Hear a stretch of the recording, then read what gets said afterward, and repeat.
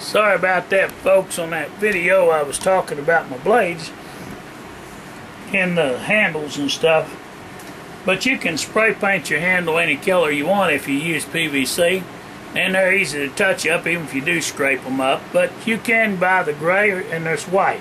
The gray don't scratch up as bad. It looks pretty good and you don't have to bother to paint it. Now if you want a wooden handle, they're a lot harder to make because I don't have a table saw. What I need is a table saw or something to be able to cut them down straight instead of splitting. I've tried to split 2 or 3 out and I've ruined them, every one of them. Trying to make them take a 2x6 or 2x4 and cut it down into a knife handle. Now I made a set of knife handles in there and they'd be good for a smaller knife. But like these knives here, I'd probably have to get more than likely $50 on these. I don't know yet. We'll see how much free carbon steel I can get, but usually when you have to buy '01 steel to make these kind of knives, it runs into some money when new steel does. But this old used steel is just as good. It's just as strong as the '01, maybe stronger. I don't know, the '01's strong too. Don't get me lying about that. I haven't studied the '01 much, but I've always made my stuff out of carbon steel. It's not as pretty like this machete here. See, I had to go back and work this out a little more and give myself a little bit more hand room. You see there now I got a full fist in there. I've got a stopping point here. If I can get it up here, we can see it right there, so your hand don't slip off your handle. Now what I want to do is, I had a set of wooden handles I was cutting out, but they were pine, and as I was whittling, I slithered off this part, accidentally split this piece here off of the wood. So now I got to make another set, but that's all right. I'm gonna look for some oak or walnut or something else that's stronger wood, hardwood, to put on this here machete to make it look nice. And I just don't have a bandsaw or nothing like that, or even a jigsaw or a router to cut this kind of a cut out. Now that'd be nice if I can come up with a router or some way to cut it. And I may be able to put a router bit in my drill setup. If I can, I'll use my drill, and I can cut the wood the way you want it, just like you would with a router. Just remember though, well, I think they cut both of them cut clockwise, right in. I don't guess it matters. But you run it down and around the wood. I'll have to clamp it down to something, a table or something, the part, and stick the part on, or in a vise. I can put it in my wood vise, clamp it to in the vise, and set it up above the vise so it don't cut into my vise. And I can take a router bit. I think if it has a nipple on it where I can lock it into my drill bit, and my drill, I may be able to cut something out with wood that way. Now I used to be good with a router and stuff like that. I built cabinets when I was young, gun cabinets to kitchen cabinets, china cabinets, cedar chest. I've done upholstery work even, folks. A little bit of everything I've done in my time. I just don't talk about all the crafts and stuff that I've been taught. Like these knives, my uncles made them. My Uncle Jim in Tulsa, my daddy's brother, he was good at making stuff with metal. Anything with metal he could make when he was doing his welding business. He made us some gates. He made me a knife or two. Had a real nice bone handle on it. If I could come up with a bone handle, that's what I would put on it. But it's hard to find a bone handle. You know, it has to be a cow antler or something like that to fit over it. And then of course you have to cut a different kind of handle. You see that right there? That might fit a steer horn. I don't know. It might. But it would slide down over it, and you wouldn't be able to drill it and put a screw in it, because that would ruin it. What you'd have to do is just slide it over and glue it on there with a bone handle. I wouldn't try to put a screw or a rivet to hold a cow horn on, or a steer horn. or a deer leg, either on. A deer, because them screws might split the bones, I would suspect. I'm not up on that. We used to just glue them on with super glue, and it worked just fine. Outdoor, indoor glues.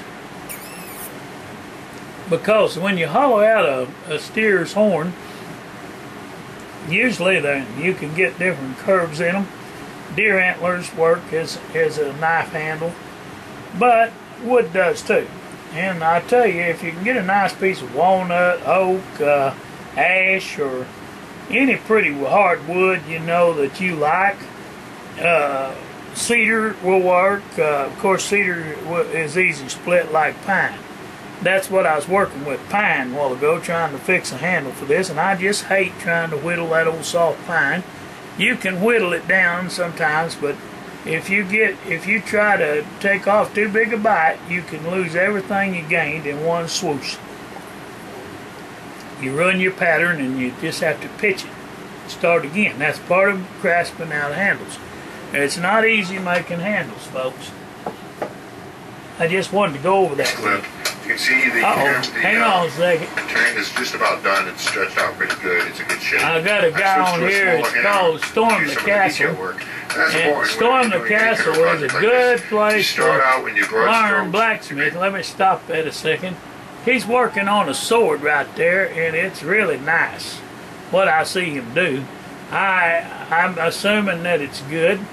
I have never bought anything from him, or just now getting acquainted with him, and seeing some of his work. I tell you this, he's quite a bit better than I am. I'm a bushman. I make stuff in a hurry, not neat and not fancy necessarily. I make it for using and get the job done. Survivalist. Now, those guys like him that are craftsmen that know what they're doing are really good. He's a man to learn from. And if you buy his product, you're paying for that knowledge, and you're paying for his time to make stuff. You know what I'm saying? It's quality stuff. When you get a good blade made, this one here I just made right off the top of my head. I cut that out without ever drawing it out. I just took the grinder and wore it in there the way I wanted it to fit my hand, and saw it just the way I looked at it, and that's how I cut stuff to fit in a hurry.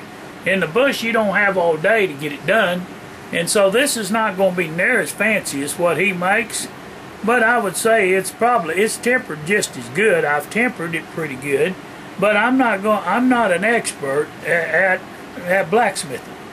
That man right there is a craftsman. He knows what he's doing. He's been doing it a number of years. So, with that being said,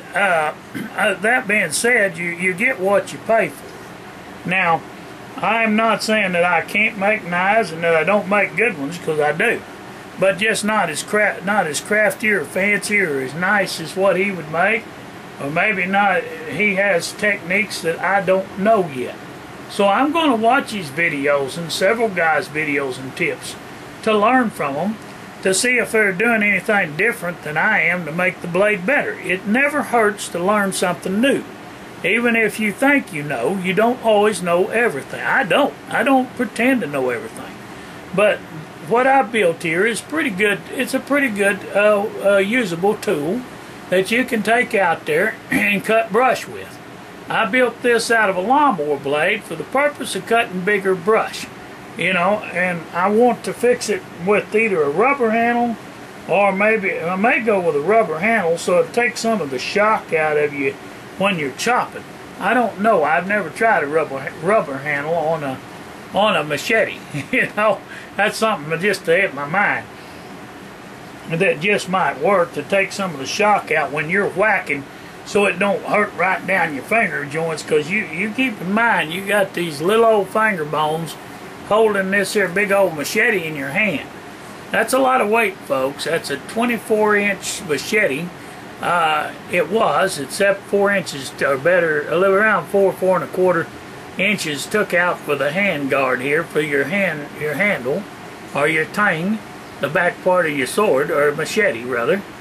This one, like I say, I made out of a lawnmower blade. It wasn't as wide this way, across here, this way, as most machetes.